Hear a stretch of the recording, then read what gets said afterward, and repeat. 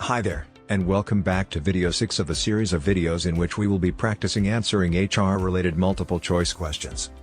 These series of videos will be particularly valuable to you if you are preparing for an HR exam like the SHRM or HRCI exam. This is video 6, let's begin with question 1. You are the manager of a team of software developers. One of your team members, Sarah, has been performing well in her current role but has expressed a desire for more challenging work. You have decided to implement a job enlargement strategy for Sarah to help her develop her skills. How can you implement a job enlargement strategy for Sarah? A. By assigning her to a new team or department with a different focus. B. By reducing her workload and allowing her to focus on a narrower set of job responsibilities. C. By adding new tasks and duties to her current role that require higher-level skills. D. By promoting her to a higher-level position with more responsibility. Job enlargement is a technique used by organizations to increase employee motivation and job satisfaction by adding new challenges and responsibilities to a job. In this scenario, Sarah has expressed a desire for more challenging work, making job enlargement an appropriate strategy for her development. To implement job enlargement for Sarah, the manager could identify new tasks or responsibilities that require higher-level skills and add them to her current role.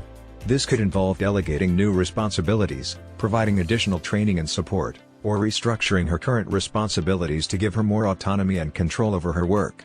While other strategies such as promotion or reassignment may also be appropriate in certain situations, job enlargement is the best approach for helping Sarah develop her skills and achieve her career goals while remaining in her current role. Therefore, the correct answer is C, by adding new tasks and duties to her current role that require higher-level skills. Next, question 2. You are the HR manager for a small company that has recently hired a new employee, Joe, who is partially deaf. Joe has requested that the company provide him with a sign language interpreter to assist him during meetings and training sessions. What is the best course of action for the HR manager to comply with U.S. employment law in this scenario? A. Deny Joe's request for a sign language interpreter because it would be too expensive for the company. B. Hire a sign language interpreter for Joe and require him to pay for the cost of the interpreter. C. Provide Joe with a sign language interpreter at no cost to him. D. Ask Joe to communicate through written notes or emails instead of providing a sign language interpreter. Before we discuss the answer though, here's a quick message from me. If you are preparing for the SHRM exam, then consider purchasing my SHRM study guide, the one-book learning system. I have left a link to the guide in the description of this video. Furthermore, you can also download a completely free practice test from the description of this video which will certainly add value to your test preparation. Now, let's get back to the video. Under the Americans with Disabilities Act, ADA, employers are required to provide reasonable accommodations to employees with disabilities to ensure that they have equal opportunities in the workplace. This may include providing sign language interpreters or other accommodations to assist with communication. In this scenario, Joe has requested a sign language interpreter to help him participate fully in meetings and training sessions, and the HR manager should provide this accommodation at no cost to Joe. Denying Joe's request or requiring him to pay for the cost of the interpreter would be a violation of the ADA, and asking Joe to communicate through written notes or emails would not be an effective accommodation for someone who is deaf. By providing a sign language interpreter, the company can ensure that Joe has equal access to information and opportunities in the workplace, and can help to foster an inclusive and diverse workplace culture. The correct answer is C, provide Joe with a sign language interpreter at no cost to him. Moving along, to question 3. You are a manager in a retail company and have noticed that one of your employees, John, is highly motivated by achievement. You want to help him channel this motivation in a positive way to benefit the company. What can you do to apply McClelland's theory of motivation to John's work who is highly motivated by achievement? A. Set easy goals for the employee to achieve. B. Provide the employee with regular feedback and recognition for their achievements. C. Assign the employee to a job with more responsibility and a higher level of challenge. D. Offer the employee a promotion to a higher level position. McClelland's theory of motivation suggests that people are motivated by different needs, including the need for achievement, power, and affiliation. When an employee is highly motivated by achievement, as in the case of John in this scenario, a manager can apply McClelland's theory by assigning the employee to a job with more responsibility and a higher level of challenge. This will allow the employee to use their drive for achievement in a positive way and help them to develop their skills and abilities. Setting easy goals, A, may not be effective as it does not provide enough of a challenge to engage the employee's motivation.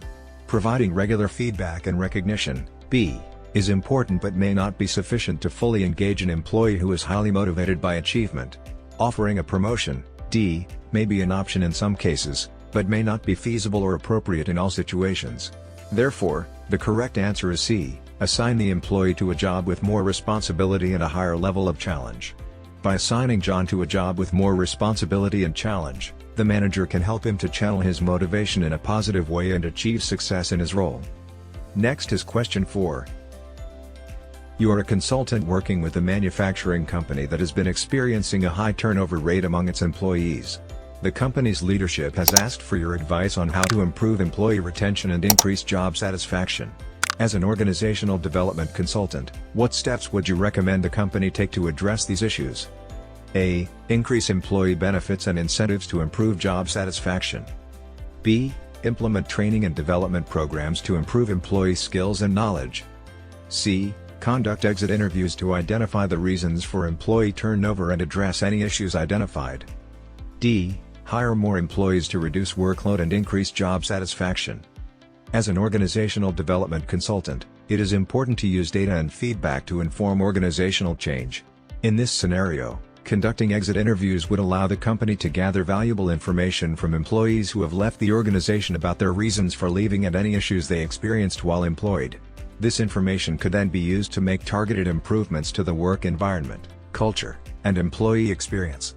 Increasing benefits and incentives, A, may help to improve job satisfaction in the short term, but may not address the underlying issues causing high turnover.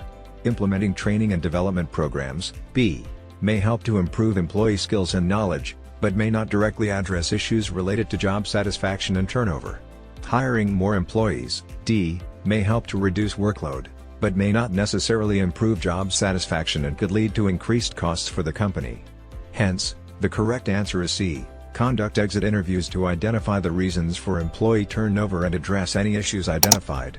By conducting exit interviews, the organizational development consultant can help the company to make targeted improvements and retain valuable employees.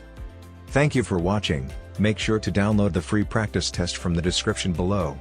If you are finding value in my videos, then smash that like button and subscribe to my channel. I post HR and leadership related videos every week. I will see you in the next video.